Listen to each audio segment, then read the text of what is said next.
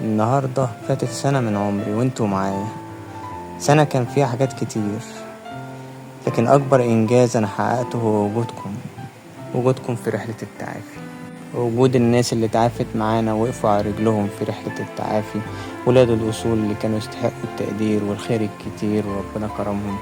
انتوا ولاد أصول وتعبتوا كتير وعانيتوا كتير وقدمتوا عطاء كبير وكنتوا تستحقوا التقدير، عشان كده في النهاية خير كتير ليكم يا ناس، يا جميلة، يا محترمة، يا جواهر، يا حقيقية.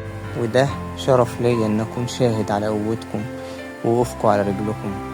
السنة اللي فاتت كانت بداية، والسنة دي بإذن الله تكون سنة الفرج، سنة العوض، سنة الفرحة، سنة السعادة اللي انتوا تستحقوها يا ناس، يا جميلة، يا محترمة، يا جواهر، يا حقيقية. كل سنة واحنا كلنا طيبين مع بعض.